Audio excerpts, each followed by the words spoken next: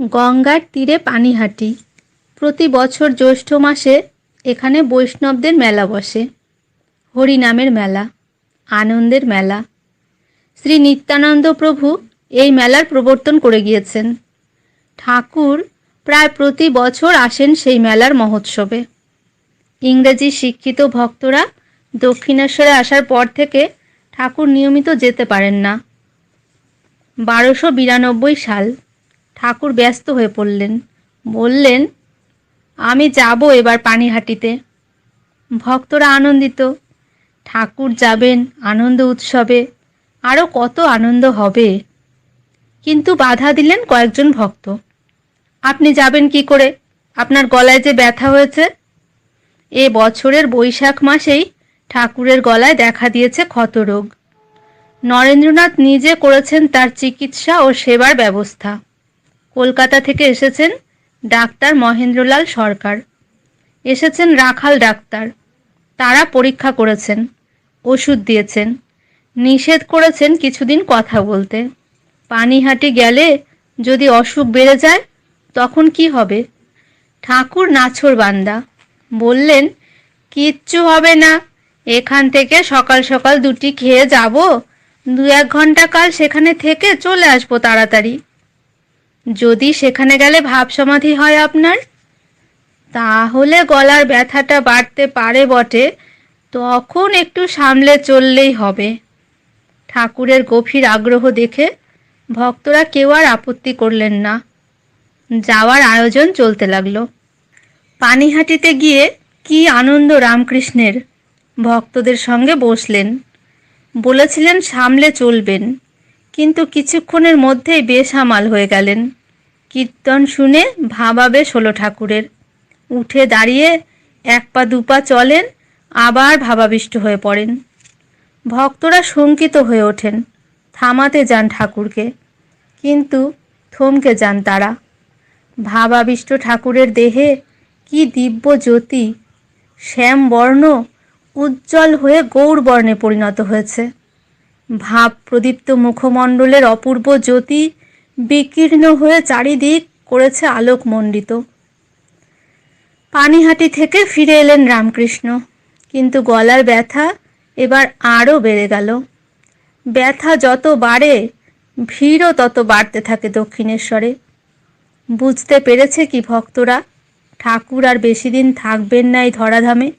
ঠাকুর নিজেও তো বলেন জগন্মাতার কাছে, একটা তো এই ফুটো ঢাক, রাত দিন এটাকে বাজালে আর কয়দিন টিকবে। কিন্তু উপায় কি? যে মহান বাণী প্রচার করতে তিনি এসেছেন, তা প্রচার না করা পর্যন্ত তাকে রেহাই দেবে কে? যে কাজ করতে এসেছেন তিনি, তা তাকে করতেই হবে। নরেন একদিন গভীর রাত্রে ঠাকুরকে বললেন, আমি নির্বিকল্প সমাধি চাই। নির্বিকল্প সমাধিযোগের পরম অবস্থা, অসীম আনন্দের অনুভূতি। ঠাকুর রেগে উঠে বললেন, লজ্জা করে না তোর? হাজার হাজার লোককে শান্তি না দিয়ে নিজের মুক্তি চাস? কিন্তু শান্তি নেই নরেন্দ্রনাথের মনে। বললেন, বলো, আমার নির্বিকল্প সমাধি হবে কি না? ঠাকুর বললেন, আচ্ছা যা, তোর সমাধি হবে। সত্যই তারপর একদিন ধ্যান করতে করতে নরেন্দ্রনাথ সমাধিস্থ হয়ে পড়লেন। এদিকে ঠাকুরের গলার ক্ষতরোগ বেড়েই চলল। চিকিৎসা ও সেবা যত্নের সুবিধার জন্য শিষ্যরা তাকে নিয়ে এলেন শ্যামপুকুরে এক ভাড়াটিয়া বাড়িতে। নিয়ে আসা হলো কবিরাজ, নামী চিকিৎসক, কিন্তু ঠাকুরের ওষুধপত্র যত্ন করে তৈরি করবে কে? শিষ্যরা ভাবলেন মা শারদামণিকে নিয়ে আসার কথা, কিন্তু ঠাকুর যদি বারণ করেন। কি আশ্চর্য! মা নিজেই এসে একদিন উপস্থিত হলেন শ্যামপুকুরের বাড়িতে। এসে সেবার ভার নিলেন। সেবারূপিণী মা শারদামণি। কত লোক নিত্য আসে যায় বাড়িতে, কত ভক্ত আসে ঠাকুরকে দেখতে। সবাই নিয়ে আসে ঠাকুরের জন্য ফল ও ফুল। চিকিৎসায় কোনো ফলই হলো না। প্রথম প্রথম কিছুদিন উপকার হলো বটে, কিন্তু পরে আবার বাড়তে লাগলো রোগ। ঠাকুর একদিন দেখলেন তার শরীরের ভেতর থেকে একটা সূক্ষ্ম দেহ বেরিয়ে এসে ঘরময় ঘুরে বেড়াচ্ছে। তার ঘাড়ে ও গলায় অনেকগুলো ঘা। ঠাকুর শিউরে উঠলেন, আকুল কণ্ঠে মায়ের উদ্দেশ্যে বললেন, মা, আমার গলায় এরকম ঘা কেন দিলি? সঙ্গে সঙ্গে কথার জবাব পেলেন ঠাকুর। মা যেন বলছেন, কেন গলায় ঘা হলো বুঝতে পারছিস না? কত রকমের অন্যায় কাজ করে কত পাপই তোকে ধরেছে, তোকে ছুঁয়েছে, তারা শুদ্ধ হয়েছে, পাপ থেকে পেয়েছে মুক্তি। সেই পাপ ঢুকেছে তোর অপাপবিদ্ধ শরীরে। ও শরীরে এত জ্বালা সইবে কেন? তাই তো ঘায়ের সৃষ্টি হয়েছে। এতদিনে ঠাকুর বুঝলেন তার ব্যাধির আসল রহস্য। সত্যি তো, এজন্য মায়ের ওপর তো অভিমান করা চলে না। পাপের ভোগ তো আছেই, একজনকে তার ভার ঘাড়ে নিতেই হবে। পরের দিন ঠাকুর একথা বললেন তার ভক্তদের।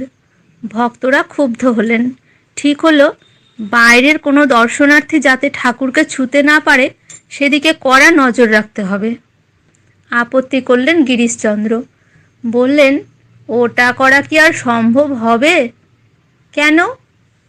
পাপীর পাপমোচন করার জন্যই যে উনি পতিত পাবন হয়ে এসেছেন। সত্যি তাই হলো। শ্যামপুকুরের বাড়িটিও দেখতে দেখতে হয়ে উঠল দেব মন্দির। দলের পর দল লোক আসে। অমৃত পরিবেশন করেন ঠাকুর রামকৃষ্ণ। ভক্তরা অমৃত রস পান করে মহানন্দে। শিষ্যরা সকলের ছোঁয়া বাঁচিয়ে আগলে রাখেন ঠাকুরকে। তাহলে হবে কি? ঠাকুরের কি উপদেশ দেওয়ার বিরাম আছে? রোগ যেমন তেমনই রয়ে গেল। মহেন্দ্র ডাক্তার একদিন পরামর্শ দিলেন, কলকাতার বাইরে কোথাও খোলা জায়গায় ঠাকুরকে নিয়ে যাওয়ার ব্যবস্থা করুন। শীতের মুখে রোগ আরও বেড়ে গেল। বাড়ি খোঁজো শিগগির, তাড়াহুড়ো পড়ে গেল ভক্তদের মধ্যে। কাশীপুরে পাওয়া গেল একটি বাড়ি, গোপাল ঘোষের বিরাট বাগান বাড়ি। ভাড়া 80 টাকা। ভাড়ার দায়িত্ব নিলেন সুরেন মিত্তির। অগ্রহায়ণ মাসের মাঝামাঝি ঠাকুরকে সেই বাড়িতে নিয়ে আসা হলো। সুন্দর বাগান বাড়ি, বাগানে নানা রং বেরঙের ফুল, প্রশস্ত খোলা জায়গা, আলো হাওয়া প্রচুর। ঠাকুরের সেবার জন্য সঙ্গে এলেন সারদা দেবী, গোলাপ মা, লাটু, নিরঞ্জন, কাশীপ্রসাদ আর নরেন্দ্রনাথ। এখানে এসে রোগ যেন কিছু কিছু কমতে লাগলো। ঠাকুরের মনেও আনন্দ খুব। একদিন বললেন, ওরে, আমি বাগানে বেড়াবো। শিষ্যরা ধরে ধরে নিয়ে এলেন তাকে বাগানে। বাগানে তখন অনেক ভক্ত অপেক্ষা করছিলেন ঠাকুরকে দেখবার জন্য। তাদের দেখে ঠাকুরের মনে ভাবের সঞ্চার হলো। দয়া উথলে উঠল। ভেঙে গেল ছোঁয়াছুঁয়ির বাঁধন। ঠাকুর জাতি ধর্ম নির্বিশেষে সকলের কাছে এগিয়ে গেলেন। হঠাৎ গিরিশচন্দ্রের দিকে মুখ ফিরিয়ে ঠাকুর হাসতে হাসতে বললেন, গিরিশ, তুমি তো আমার সম্বন্ধে কত কিছু বলে বেড়াও, আমাকে তোমার কি মনে হয়?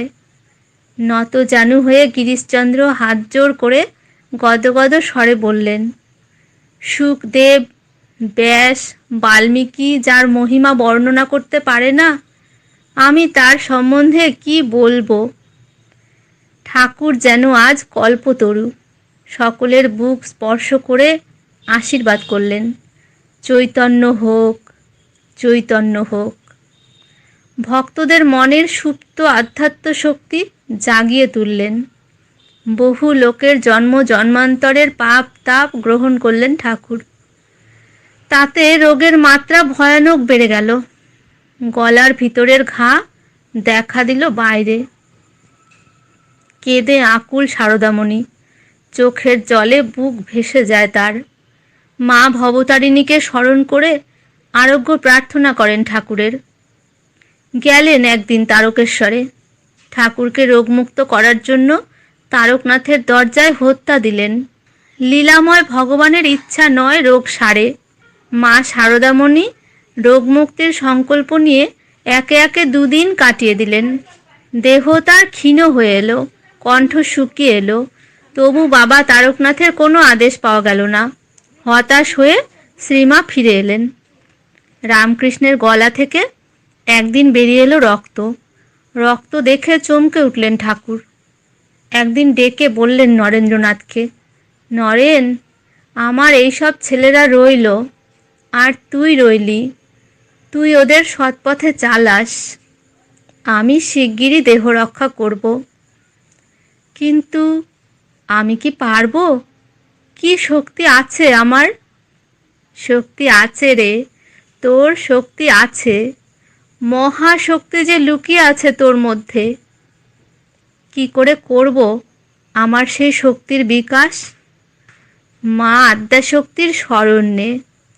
আমার যে বড় আশা ছিল তুই দীক্ষা নিবি। দীক্ষা নিবি রে তুই? নরেন্দ্রনাথ রাজি হলেন। শুধু নরেন্দ্রনাথই নয়, আরও কয়েকজন যুবক এসে দীক্ষা নিলেন ঠাকুরের কাছে। নরেন্দ্রনাথ হলেন স্বামী বিবেকানন্দ। একে একে চিহ্নিত ভক্ত শিষ্যেরা আসতে লাগলেন ঠাকুরের কাছে, প্রাণের টানে, ভক্তির টানে। এলেন নিত্যরঞ্জন ঘোষ, হলেন স্বামী নিরঞ্জনানন্দ। এলেন তারকনাথ, হলেন স্বামী শিবানন্দ। বাবুরাম হলেন স্বামী প্রেমানন্দ। আর রাখালচন্দ্র স্বামী ব্রহ্মানন্দ নামে খ্যাত হয়ে রইলেন। এমনই স্বামী বিজ্ঞানানন্দ, তুরীয়ানন্দ, আরও এলেন কত চিহ্নিত ভক্ত শিষ্য। তাঁরা রামকৃষ্ণ মণ্ডলীতে অমর হয়ে রইলেন।